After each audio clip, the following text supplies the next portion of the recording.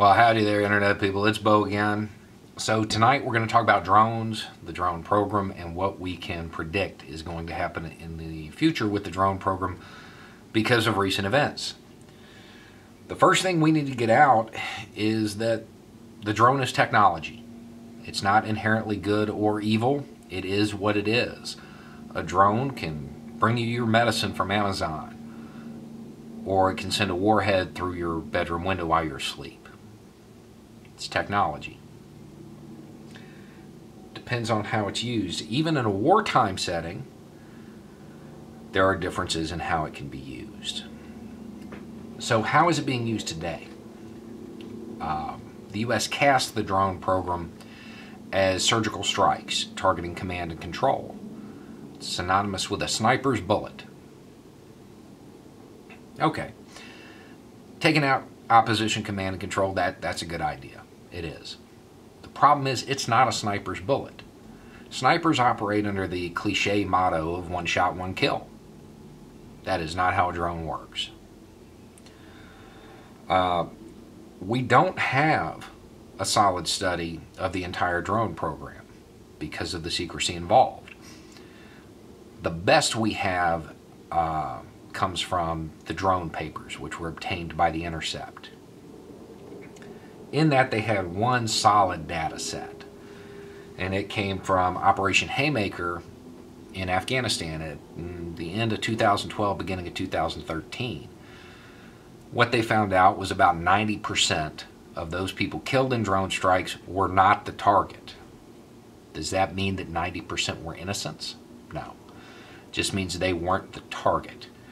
It is reasonable to assume that some of that 90% were opposition forces that just happened to be in the orbit of the target at the time of the strike. That's a reasonable assumption.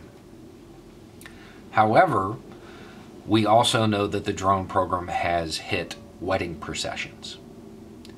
It has killed American citizens. So we can't assume that it is a high percentage that were actually opposition forces that were just in the wrong place at the wrong time. So let's bump the number up to 50%. 50% of those people killed were either the target or allied opposition forces. Still unacceptable. Why? Because insurgency and terrorism, its whole purpose is to get the opposition government, that's the U.S., to overreact, to kill innocents. Because at a 1-to-1 ratio, for every opposition fighter we take out, there's the family member of somebody we killed, some innocent that we killed, ready to pick up arms. That's how insurgency grows. That is how insurgency grows. We know that this took place in Afghanistan with a 90% collateral rate. And that's pretty terrifying because in Afghanistan, we have solid intelligence assets. We have solid intelligence networks.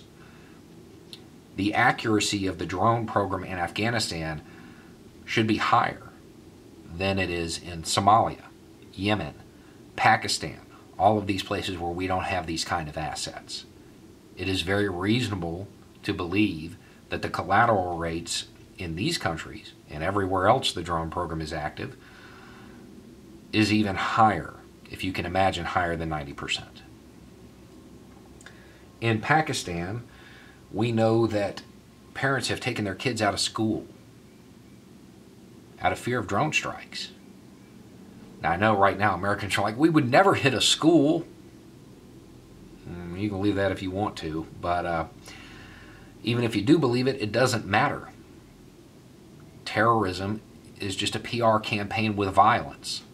If the Pakistanis believe we would hit a school, that's all that matters. That is all that matters. That's all it takes to breed insurgency, to breed terrorism.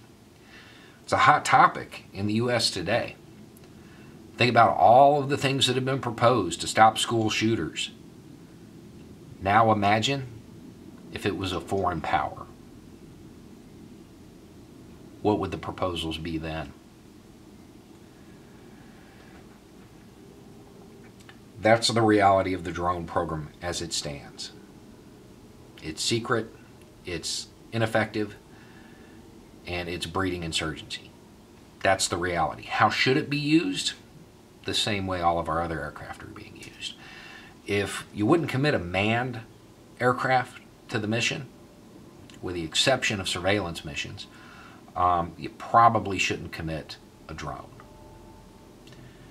Now, Trump has issued an edict even further limiting the amount of information we, the public, who are paying for these things, can have about how they're being used.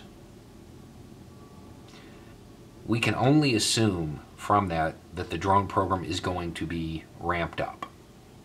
They're not going to cut off the supply of information if they plan on, scaling it back. So we can assume that in the near future there will be, well, more deaths. And with less transparency, we can assume that the collateral rates will be even higher. It's not being used as surgical strikes. It's being used as an assassination tool, and a sloppy one at that.